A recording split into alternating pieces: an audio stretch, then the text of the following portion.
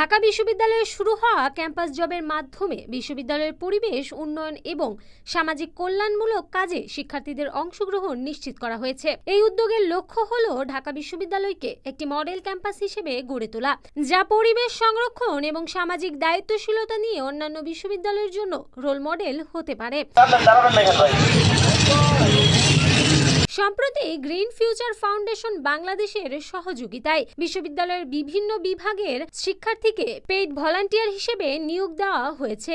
আমরা নির্দিষ্ট জায়গায় ডাস্টবিন রেখেছি, তাদেরকে অপ্রচারণা চালাচ্ছি যে আপনারা নির্দিষ্ট স্থানে ময়লা ফেলুন, সেটি কিন্তু তারা করছে না। কিন্তু আমরা তাদেরকে দেখানোর চেষ্টা করছি যে আমরা ঢাকা বিশ্ববিদ্যালয়ের স্টুডেন্ট হয়েও আমরা মাঠ পর্যায়ে ময়লাগুলো পরিষ্কার করছি, তাহলে আপনি কেন আপনার ময়লাটি নির্দিষ্ট স্থানে ফেলতে পারবেন না। এই শিক্ষার্থীরা বিশ্ববিদ্যালয়ের ক্যাম্পাসের পরিষ্কার পরিচ্ছন্নতা, বৃক্ষরোপণ, গাছগাছালির পরিচর্যা এবং ট্রাফিক ব্যবস্থাপনা সহ নানা কল্যাণমুখী কাজে অংশগ্রহণ করবেন। এই কর্মসূচির মাধ্যমে ক্যাম্পাসে একটি দূষণমুক্ত গ্রিন এবং ক্লিন পরিবেশ তৈরি করার চেষ্টা করা হচ্ছে। পরিবেশের প্রতি আমাদের যে ভালোবাসা সেটাও প্রকাশ পাচ্ছে, যে আমরা পরিবেশের বিভিন্ন যে ময়লাগুলো রয়েছে সেগুলো পরিষ্কার করছি।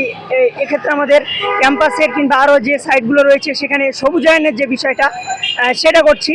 তো সেক্ষেত্রে আমাদের প্রকৃতির প্রতি যে ভালোবাসা সেটাও প্রকাশ পাচ্ছে। এই বিষয়টিকে শিক্ষার্থীরা সাধুবাদ জানায় এবং তারা খুবই ভালোভাবে দেখছেন এই বিষয়টিকে। বিশ্ববিদ্যালয়ের শিক্ষার্থীরা মনে করছেন এর মাধ্যমে তারা অনেক কিছু শিখতে পারবে এবং কিছু টাকাও উপার্জন হবে। আমাদের গ্রিন ফিউচার ফাউন্ডেশন আমাদের ক্যাম্পাসে জবের একটা ব্যবস্থা করেছে এবং এই প্রসেসটা ছিল খুবই সুন্দর। এখানে আমরা স্বতঃস্ফূর্তভাবে দেখবো অনেক নারী শিক্ষার্থী আছে। আমাদের কাজ মূলত 4টা শিফটে হয়, তো 4টা শিফটের মধ্যে আমরা নারী শিক্ষার্থী প্রায় 20-25 জন আছে। ক্যাম্পাস জবের বিষয়ে প্রক্টরের সাথে কথা বলা হলে তিনি জানান, এই পেইড ভলান্টিয়ার কাজের কারণে শিক্ষার্থীদের পড়াশোনায় কোনো ক্ষতি হবে না, কারণ প্রতিটি শিক্ষার্থীর জন্য সাপ্তাহিক একটি পরিকল্পনা প্রস্তুত করা হয়, যাতে তাদের ক্লাস, পরীক্ষা এবং অন্যান্য একাডেমিক কার্যক্রম বিবেচনায় নেওয়া হয়। কাজে পরীক্ষা বা একাডেমিক কার্যক্রমে খুব একটা অসুবিধা হয় না, আর এদের কাজের সময়টাও খুব সীমিত।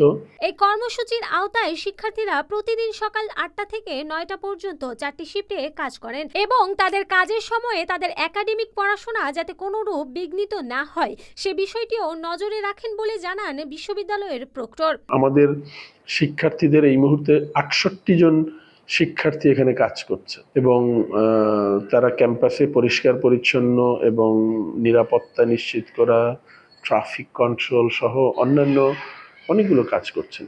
এই শিক্ষার্থী যারা এখানে কাজ করছে তারা আর্থিকভাবে যেমন উপকৃত হচ্ছেন, তেমনি ফর্মাল কর্মক্ষেত্রে যাওয়ার আগে তাদের যে একটা প্রশিক্ষণ হচ্ছে, এটা আসলে অমূল্য।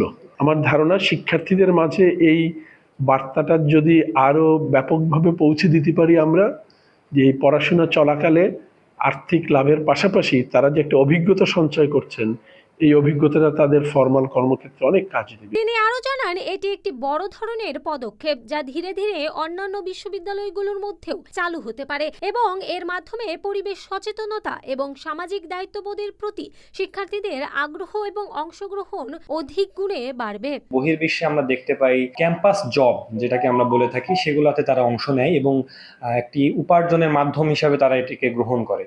তো আমরাও সেই চিন্তা করে বাংলাদেশে জুলাই গণঅভ্যুত্থানের পরে বাংলাদেশের ঢাকা শহরে এটা আমরা শুরু করেছি। বিশেষ করে ঢাকা বিশ্ববিদ্যালয়ে আমরা এই কাজটা শুরু করেছি যে আমাদের যে ইউথ লেবার ফোর্সটা যেটা আছে সেটা যাতে আমরা খুব ভালোভাবে ইউটিলাইজ করতে পারি।